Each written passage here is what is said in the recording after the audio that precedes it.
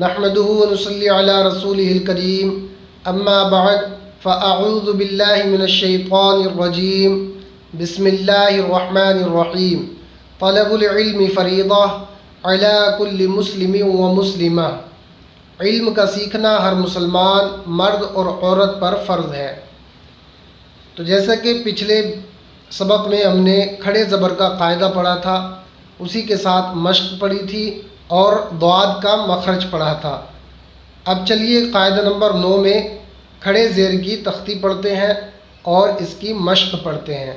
جیسا کہ پچھلے ویڈیو میں بتا چکا ہوں، کھڑا زبر الف کے قائم مقام ہوتا ہے، کھڑی زیر یا کے قائم مقام ہوتی ہے اور الٹا پیش واو کے قائم مقام ہوتا ہے۔ تو چلیے شروع کرتے ہیں، آپ میرے ساتھ پڑھیں۔ اعوذ باللہ من الشیطان الرجیم، بسم اللہ الرحمن الرحیم۔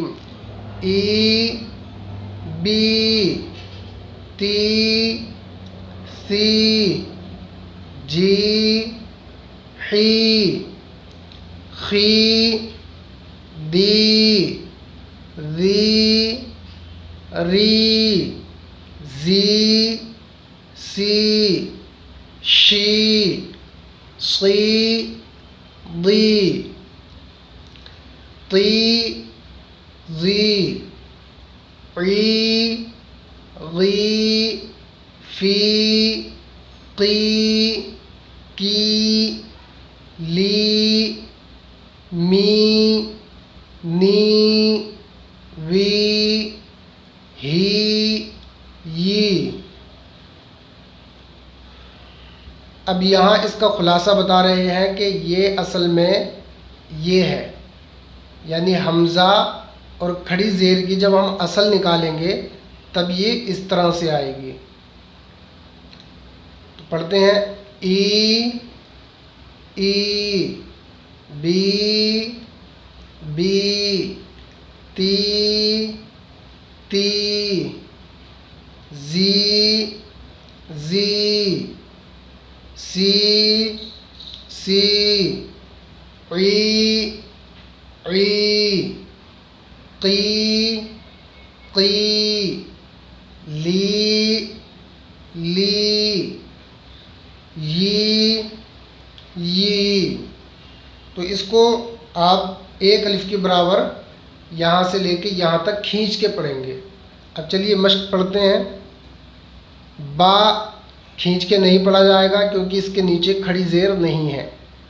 ہا کھینچ کے پڑھی جائے گی کیونکہ اس کے بعد یا ساکن ہے، اور میں نے بتایا تھا کہ جہاں الف ساکن، واو ساکن یا ساکن ہو وہاں ایک الف کے برابر کھینچ کے پڑھا جاتا ہے۔ تو اس لیے یہاں ہا کو ہم کھینچ کے پڑھیں گے اور با کو جلد پڑھیں گے۔ بیہی بیہی یحیی یحیی ابراہیم ابراہیم۔ دونوں کو برابر کھینچیں گے، را کو بھی اور ہا کو بھی۔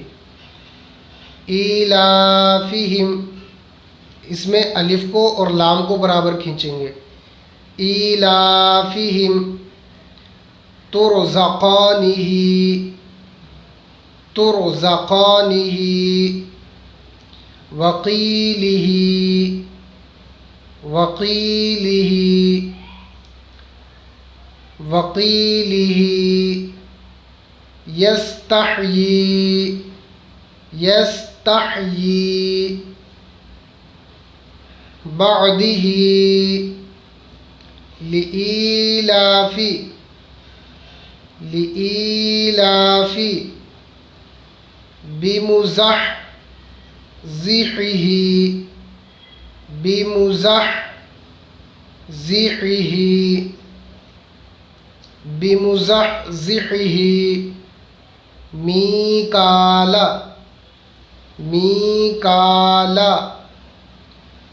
بمزحزحہ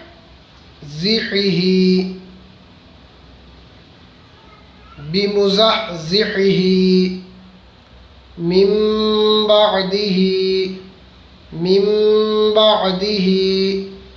اب آپ کو ایک بات یہاں ذہن میں رکھنی ہے، نون ساکن کے بعد یہ جو چھوٹا سا میم آتا ہے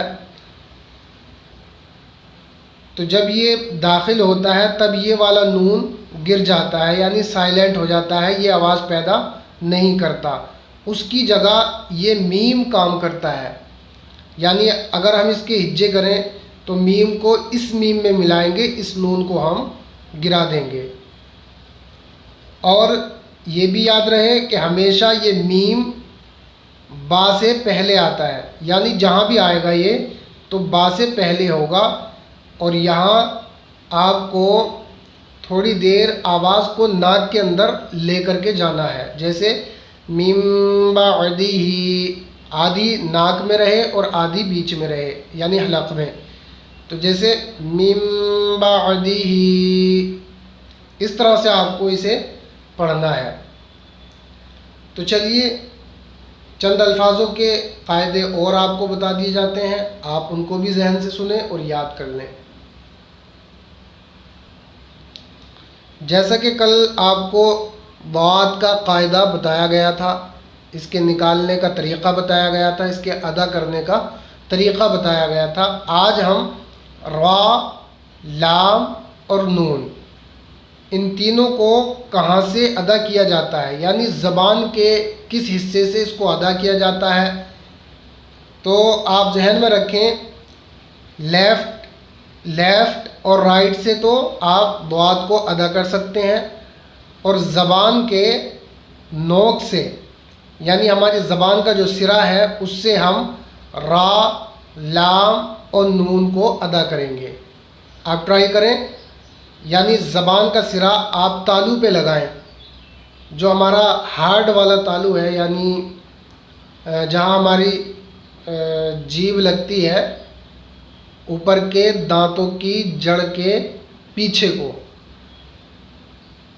تو وہاں آپ اس کو لگائیں۔ را، لام، نون، یعنی تینوں ایک ہی جگہ سے ادا ہوتے ہیں۔ امید کرتا ہوں کہ آپ کو یہ ویڈیو پسند آیا ہوگا، اگر پسند آیا ہے تو آپ اس کو اپنے دوستوں کے ساتھ ضرور شیئر کریں، اور اسی طرح سے ہمارے ساتھ مل کر کے علم کو حاصل کرتے رہیں۔ تو چلیے چلتے ہیں، اگلے ویڈیو کے لیے اجازت دیں، تب تک کے لیے خدا حافظ۔